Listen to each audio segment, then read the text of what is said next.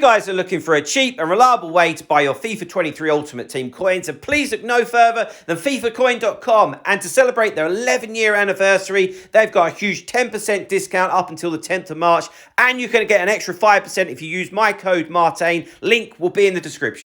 Hi guys, Martain88 here, and welcome back to another FIFA 23 video and another tactics video here on the channel. And today we're having a look at a formation that I like to use a lot if I'm trying to see out a game, or if I feel under a lot of pressure and I just want to steady the ship for 5 or 10 minutes. And that is the 5-1-2-2. And it is a formation and a tactics that I get a lot of my coaching clients to use on their D-pad in terms of the setups as a secondary formation.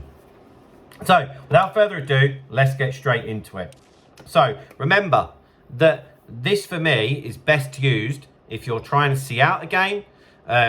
So from, I don't know, 75 minutes onwards, or if you just feel like you're getting overwhelmed and you just need to steady the ship for a minute. So defensive style balance. We're definitely not going to be going pressure on heavy touch or anything like that.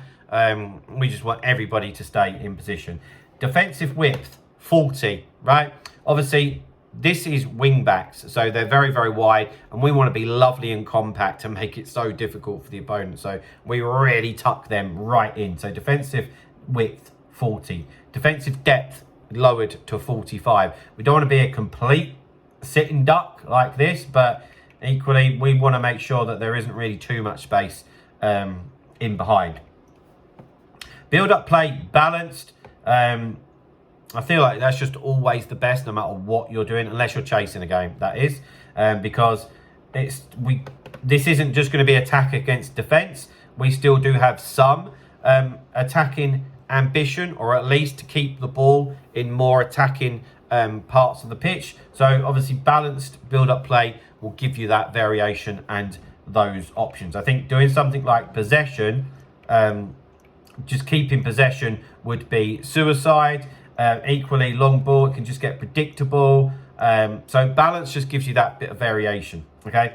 So chance creation, balanced. We don't, direct passing is something that I would normally use. I don't want that in this example, okay? We don't want players just running off and making forward runs, because we might just want to tone it down, keep the ball for a couple of minutes and work the ball up the pitch very, very slowly. So just leave it on balanced. Offensive width, 45. Again, we just want to keep that team lovely and narrow. This particular formation is more about frustrating and staying solid for a little bit, which is why the concentration is more on our shape and how we're going to be able to win the ball back and keep it once we've got it. Doesn't mean that we're not trying to score, but like I said, it's very much used for me when I'm trying to see it out, or I'm just trying to steady the ship, as I keep saying. All right, corners and free kicks both have it on 1, purely so we don't get countered. Into the player instructions. So, a back 3, of course, stay back while attacking. If you can, and generally you don't have the luxury of this, unless you're going to start with it. If you're going to start with it, I'd probably tweak it slightly, but I actually really like having the left centre-back and the right centre-back as ball-playing centre-halves, because then you can tell the full-backs, the wing-backs, to go, bomb on. And they're almost acting as wingers, and then the left centre-back and the right centre-back act as full-backs. And that's then what turns this formation from being very defensive to attacking. And it's a big difference, knowing how to play with a formation. So you can see on the left-hand side where I've got Firpo, it'd be ideal for that. Tavernier would be ideal for the right centre-back. But often you don't have the luxury of changing them players around in-game because you've started in a different formation, as an example. But yeah, Firpo would be able to send Mahrez on his way, and then we're able to attack. So stay back while attacking on these guys, but your left centre-back and your right centre-back do have the licence to take the ball forward a little bit. The two wing-backs have got them on balanced attack. Whenever you're playing 5 at the back, you can't have them on stay back while attacking, because you really just become too much of a sitting duck. And to be honest, we're pushing the limits on that anyway, that we can't take it any further. because you do still have to have some threat going up the pitch. And the two wing-backs in this formation offer the width. Otherwise, it's just going to be an absolute scramble in the middle of the pitch. So we need the options wide. And with Tavernier and with Mahrez, we've got good pace and good trickery to do it. Often have one that's a bit more attacking, one that's a bit more defensive. You know which one's a bit more attacking and defensive out of these two. It's Mahrez, and a bit more defensive is Tavernier. Okay, the CDM, which in my case is Seedorf. Key role. Stay back while attacking, cover centre. When you play with it, it's evident that he's below the two centre mids, okay? And that's what makes this a lot more solid, because you've got three centre backs and then the CDM stuffed right on top of them. So stay back while attacking, cover centre. There's nothing else you're looking to do with them.